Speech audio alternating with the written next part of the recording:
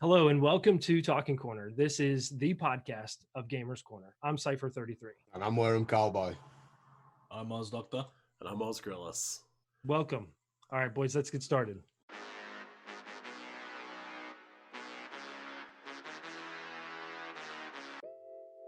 Hey everyone, thanks for being a part of part one of our podcast. We just went over a little bit about how to start streaming and how to start building a community. Now we're going to get into here in part two more of Discord and Discord involvement and how that can also help grow your community. Pretty much the minimum. Okay, so correct me if I'm wrong, but I believe we've seen stuff like this in Gamers Corner, and it's probably to our own fault of being overzealous. But we see a new person come in, and Gamers Corner rallies around them, and we get that person to affiliate, and then we never see that person again. Well, I feel like as well, also, they feel like, so they come in and they get that affiliate really quickly because we push them, and they feel like that's how it's going to be forever. Sorry, Starburst, if you're watching this kind of happened to you.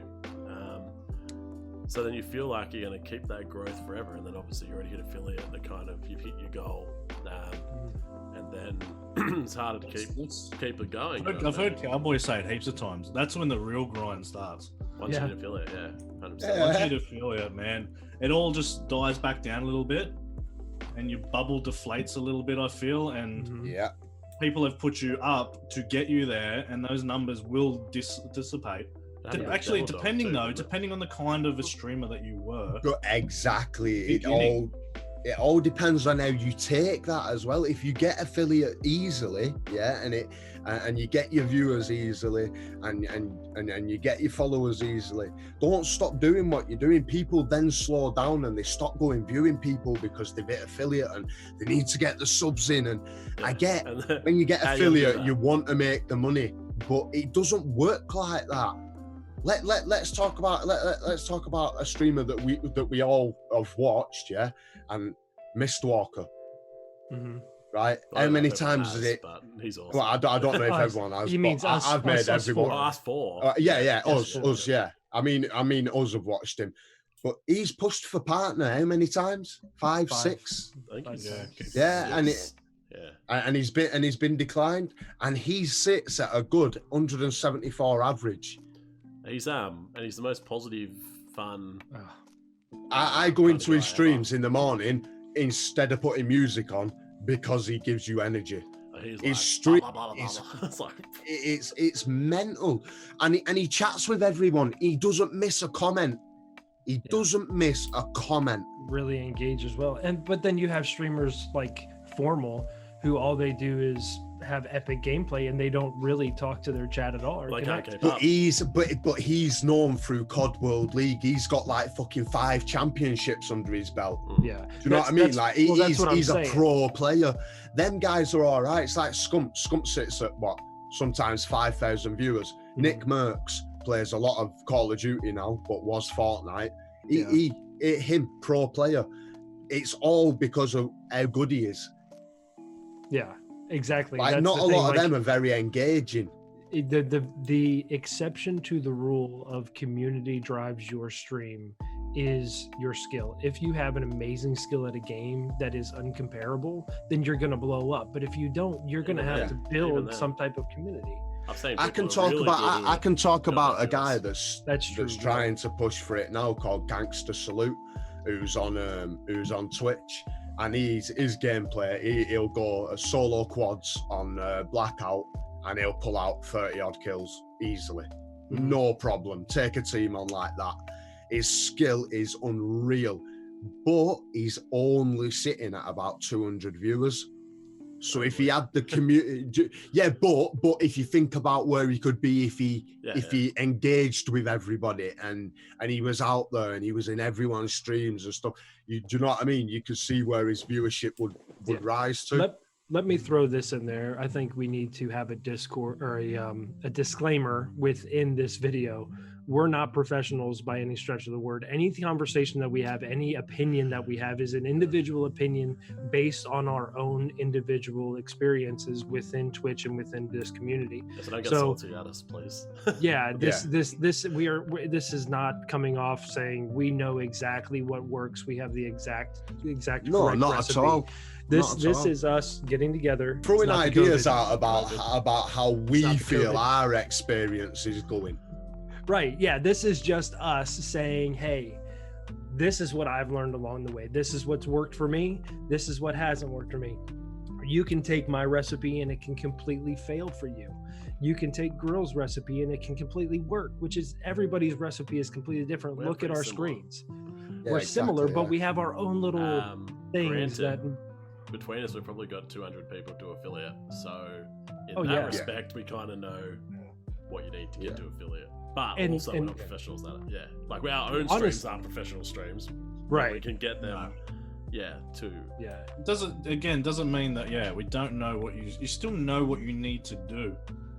Putting in practice physically is another whole different thing altogether. But I think we've watched enough streams of professional players and you're just regular small stream players that you sort of know what you need to do. It's just getting that all in practice and getting that putting it in play yourself to and getting the feel behind it. I mean, the different stages when I started streaming, I remember going through different stages and different phases. Even in this room, I can look at a different corner and remember what I had at that moment. You know, when I started with my PlayStation on the TV on the wall, you know, a big ass TV instead of a monitor. When I went from my PlayStation from a TV to just a monitor, and then when I got the old laptop that had Windows 97 on it, where I couldn't even pull up stream elements on it.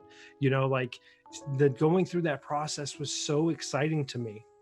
Yeah. Building my setup and learning about the equipment, and learning about the games, and learning about the people and asking questions. That was what built my desire to have the community. You know, it wasn't plug and play, hey, I'm a streamer now, everybody's gonna want to watch me. It was the design of my room, it was the colors that I painted, and I get into it maybe a completely different than somebody else, you know, but you got to take what your creativity and throw it into the whole aspect around you and what you are, and you want to create that content to reach other people and give them something, a desire to come back and watch. I reckon I started out. Be partner with the Ohio State stuff. Yeah. Straight up. Just partnered. Sorry. I started out streaming I started out streaming because of the game chats that we have. You know, the party chats on the PlayStation and the banter that the group has in that chat. And that's what we wanted to stream. We wanted to stream not the gameplay, because the gameplay is nothing spectacular. We wanted to stream us lot just taking the piss out of each other, coming up with stupid puns on the spot. You know what I mean? Situations in games that just made you laugh. Yeah. And that's how I started out. And then it come to a point where it's like people will start out and think, oh yeah, you can just go on game, and it turns into like a part-time to a full-time job, trying to get around everybody and keep yours running at the same time. You definitely can't, my opinion anyway, you definitely can't start a stream with the idea that you're going to make money and turn it into a business. No. Like even if you look at like one of the pros that I follow, Stone Mountain. Yeah. He used to work 3 jobs, man. Like 3 jobs outside of streaming, and then still YouTube. Creating content. Creating his content over and over for 2 years, man, before he even got started. Well, it's a hobby. You know, this is a hobby. It starts as a hobby till they can get to the point that you can actually turn it into a business. You think you think Duck Dynasty became the Duck Dynasty overnight? You know, he started out with that fucking whistle, weren't it? That duck whistle. Yeah. And he built it into an empire because he become a multi-millionaire. Something they wanted. But look at him. He didn't change, did he? Did he change the way he dressed? No. Did he change the way he looked? No. Did he change the way he lived? No. Nothing changed. Doc, we were talking earlier about getting spammed with, notifications and people, hey, I'm going live every 6 hours. And usually, in my opinion, when I start seeing something getting spammed time and time again, naturally, I'm going to want to get rid of the notifications on my phone. I'm going to want to mute that. And as we have seen people continue to join the Discord, we have seen less interaction. Do you think that comes down to the notifications within the Discord itself?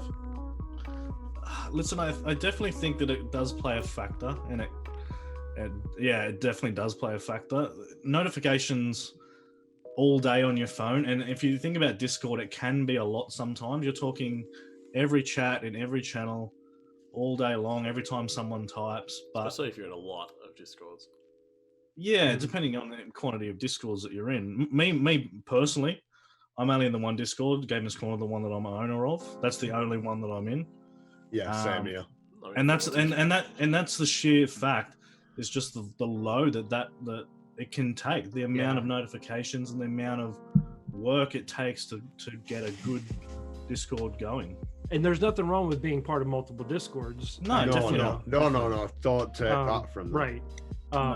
Now with the notifications, you're kind of our behind the scenes tech guy when it comes to the Discord itself. If we have an issue, if we want to integrate a bot, if we want to do something to change the face or the look in Discord, you're the guy that we say, hey, can you help us figure out a little bit what the best way to go about this is? So how can you communicate to the community itself to a way to where they don't feel like they have to mute the entire Discord, but they can still be engaged without getting blown up on the notifications, without muting their phone is what I'm saying, just muting it all. The biggest one, instead of having obviously to mute the whole Discord, is mute specific channels. You can also change settings, so if you've been atted or if everyone's been used, or even the group that you're in, so like member or affiliate has been used, then you'll get the notifications for those and those only. Muting specific channels can definitely benefit people. So let's say if they want to take off well, let's take the music bot that I use. I'll go into one of the game chats and just listen to music, but I'm typing that into the Discord, and I'm sure people are getting notifications for that, so they can Is go. there any way we could disable that, like for everyone, just straight off? I mean, like, so you don't have to do it yourself. I can probably do it at the channel level. I'll have a look. Yeah, I reckon you could. Yeah, I'll definitely have a look at that. That's actually a good idea.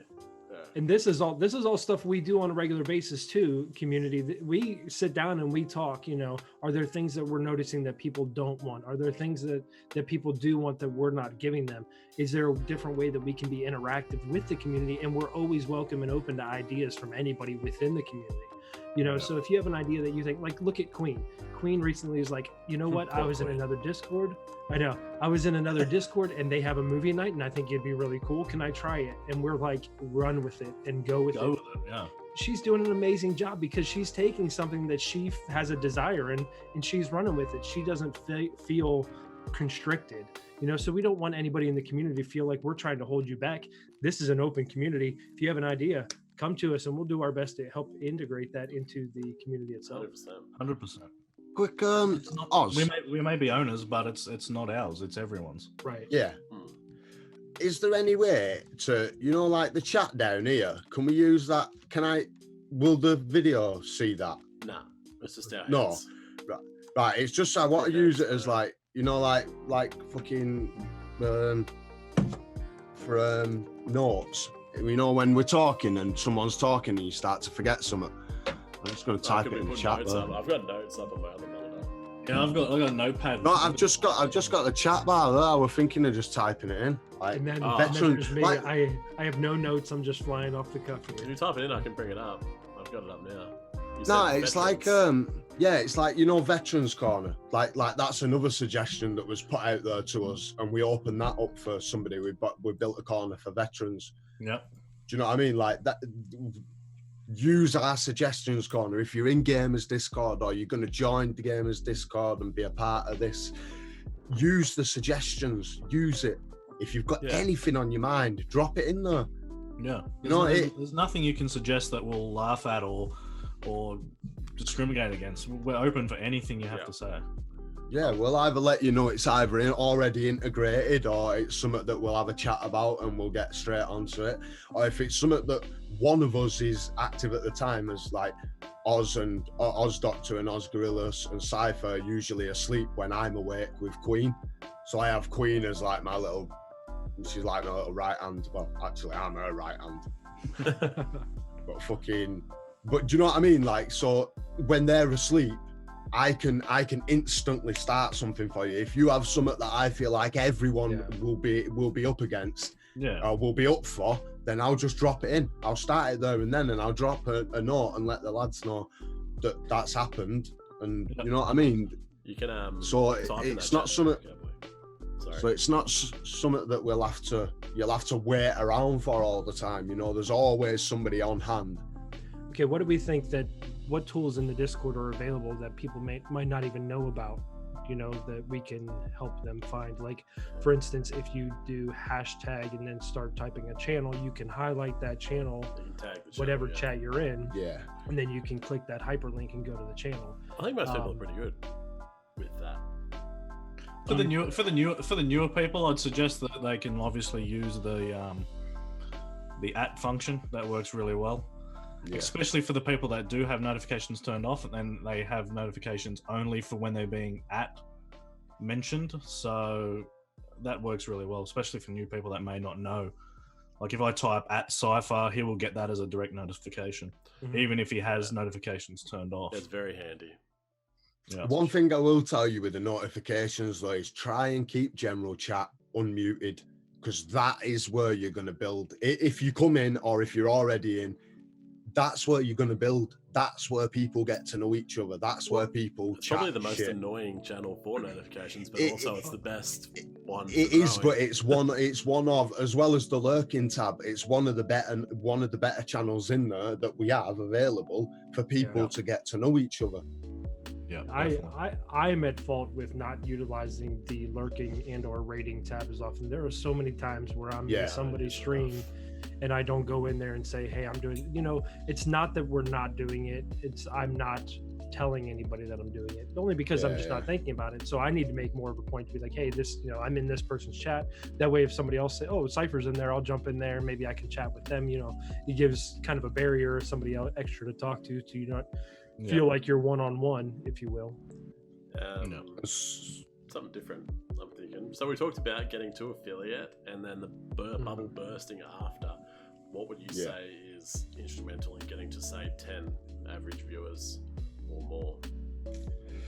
I'll go first if you want. My opinion, after you've been bumped by the people and the people helping you out, there's a few things that you need to start. By then, I think you're probably still a fairly new streamer, and you need to start changing a little bit how you stream. You need to start then looking at overlays. You need to start looking at your webcam. You need to start actually creating something that also wants people to return. It's not now just the numbers aren't just there because we're trying to be bumped to get you that 3 viewer. Trying to actually retain people, and there's multiple things to actually retain people. Like you've got overlays, webcams, but one of the biggest, I think, I don't know if we touched on it before, is your chat attentiveness.